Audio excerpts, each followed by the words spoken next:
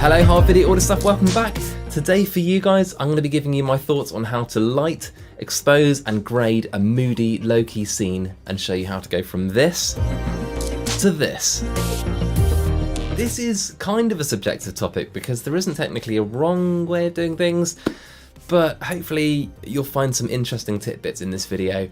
And yeah, sit back and enjoy the ride. But I would encourage you to comment down below with your experiences because you know I love that we can collaborate and help each other to learn. Recently, I've seen some amazing examples of low-key in TV shows such as The Expanse, Altered Carbon, and in particular American Gods, which just looks stunning and like nothing else I've ever seen. Watching American Gods feels like a lighting masterclass. The way they've used powerful lighting to create silhouettes around the talent, and the way they've used catch lights for the talent's eyes to really make them piercing is just inspiring. I was really interested to read that this series was actually filmed on black magic cameras where I thought it would be Array or Red. Anyway, needless to say, highly recommended, definitely watch it.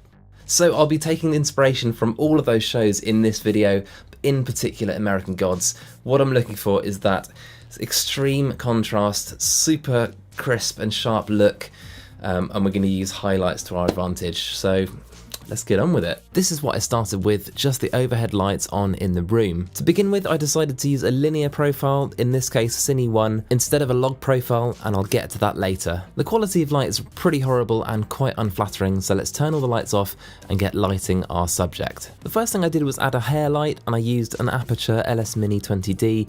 I also did some DIY diffusion on it by just taping some baking paper across the front of it. I made sure the baking paper was white instead of unbleached because I wanted to keep the light nice and cool looking. I then added what is effectively my key light, and in this case it's on the far side of the face. This really helps to accentuate the contrast in our scene and really makes our subject's silhouette pop. At this stage you may want to add a fill light of some sort on the near side of her face. I tried using a variety of lights and they were all way too bright. I tried using the bounce side of a reflector, too bright. In the end, unbelievably, I ended up using a small sheet of paper just off scene. In the end, I couldn't resist the extreme contrast, so I went with the one without the bounce light. This is a really simple 2-light setup with one light behind and to the left and one behind to the right. As I mentioned, for the hair light, I'm using an Aperture LS Mini 20D, and for our main key light on the left, I'm using the Aperture C300. And of course, I'm pairing it with Aperture's Light Dome for really nice diffusion. My instinct when setting the focus point was to go for the near side eye because, well, that's just the instinct and that's what we tend to always do. However, in this case, that doesn't make sense because there's so much contrast, you're not even going to see the focus point. It's a much better bet going for the offside eye because that's where our light is.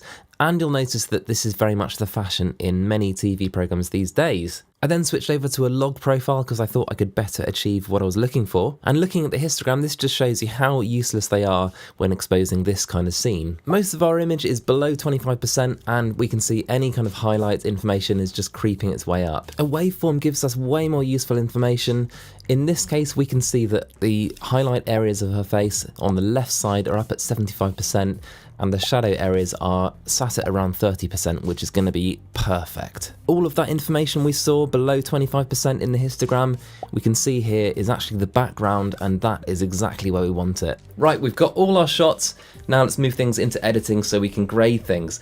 I'm going to use Final Cut and I'm only going to use the stock plugins.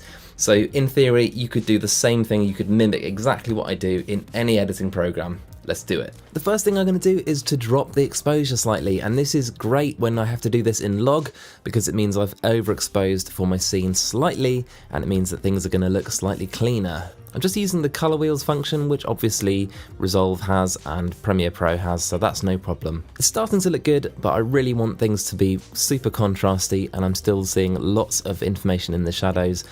So let's add some curves. I really like spending a bit of time with the curves, working them, just seeing what detail I can bring out and really perfecting that image. Obviously in a shot like this I'm going to be bringing the shadows down quite a bit, but take note, I've been quite delicate with the highlights I want them to be really prominent, but I really don't want to lose detail and especially not clip any highlights. Lastly, I'm going to add a LUT because I've got one in mind and I know that Log loves LUTs. For this scene, I'm going to use the Triune Films Drive LUT because the palette of colours is beautiful. Personally, I really don't like using LUTs all the way at 100%. I like to dial it back to 50%, 75%, wherever it looks best. And there we have our transformed log image. Personally, I love it. If you're wondering why it looks so sharp, well, it's because I'm using the Sigma 50mm art. I've got a full opinion video coming for that lens, so definitely hit subscribe to catch that when it comes. If you want to add some fill light on the shadow area of her face, you can just use something like Color Correct Shape Mask from Core Melt. It's really simple to use, and obviously you can track the talent's face, which makes things really easy if your talent is moving in your scene. And that's it for now. As usual, I loved making this for you guys. It's always fun, and hopefully you found it helpful, interesting, and informative. Until next time, let's help each other out and shoot better video. See you next time, guys.